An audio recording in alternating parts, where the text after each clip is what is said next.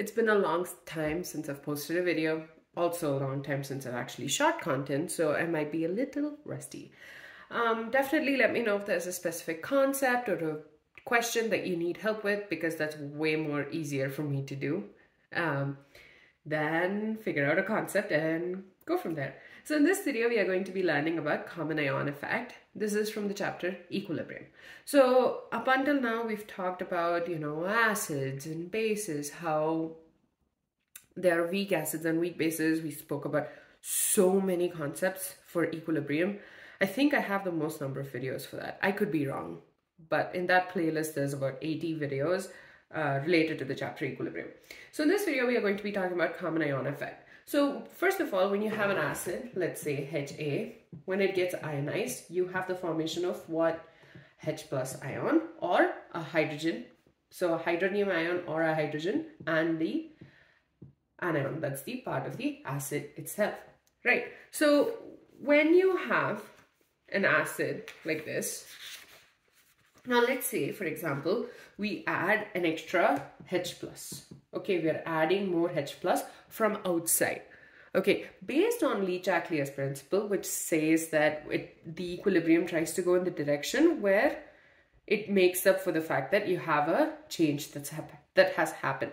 Right, so when you have more H plus ion added to the solution, what it likes to do is it likes to be like, okay, fine, I don't want to dissociate anymore, so it's going to go back. So the equilibrium is going to shift in the backward direction. Similarly, this will happen even if we add the anion itself. Okay, so this is basically what common ion effect is. Let's talk about an example. So let's say we have acetic acid. Acetic acid is a weak acid. So you have CH3COOH, aqueous, will give rise to H plus ions, and CH3COO minus ions, right?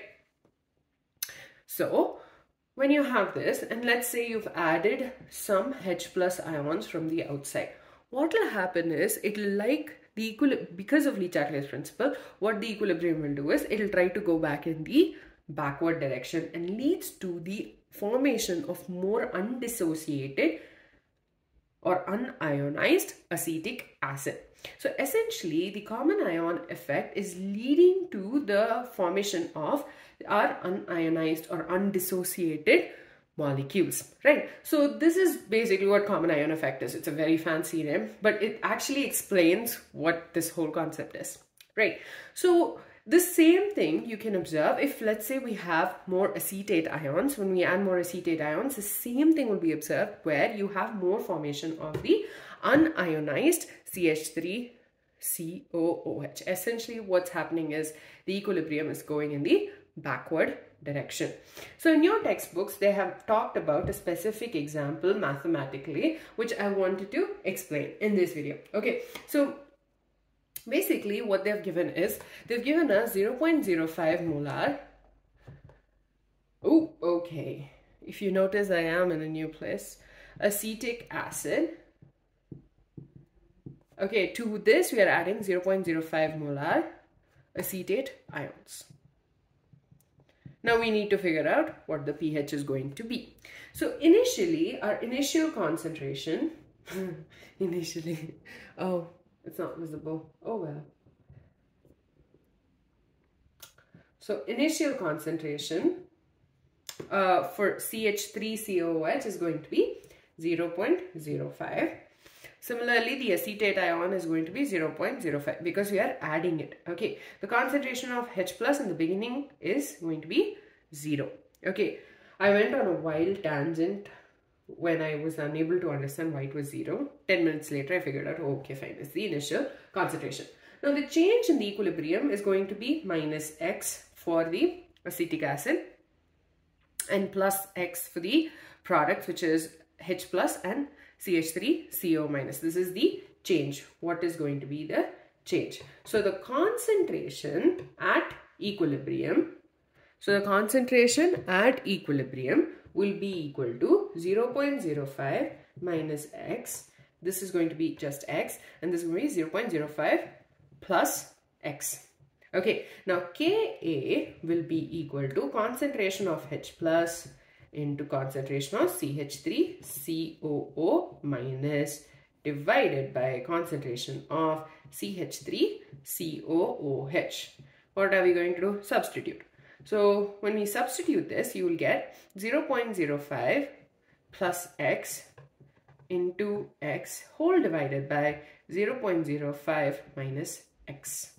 This is the value of Ka. Now, obviously, to make our lives easy, we are going to assume certain things. Okay, so the first thing we are going to assume, first of all, we know that the value of Ka is really small. Okay, if you go back to the strength of acids, we've talked strength of weak acids, we have the value of Ka for acetic acid. So Ka for acetic acid is actually 1.74 into 10 to the power, was what was given in your textbook, but because in this point in time, in this part of your for this concept, it's considered to be 1.8. So 1.8 into 10 to the power minus 5. The value of this is very little compared to 0.05.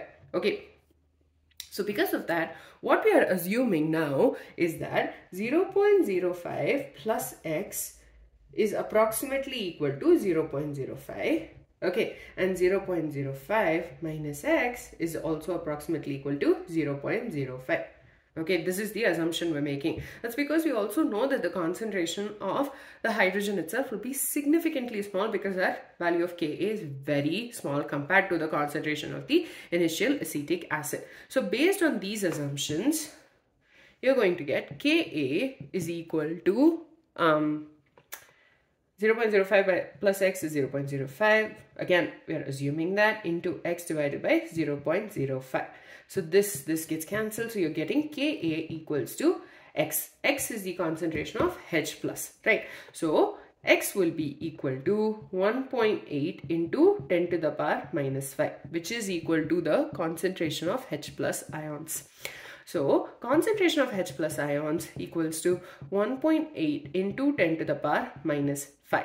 So pH is equal to minus log, negative log of concentration of H plus, right? So 1.8 into 10 to the power minus 5. So this will be equal to minus log, minus common, 1.8 plus log 10 to the power minus 5.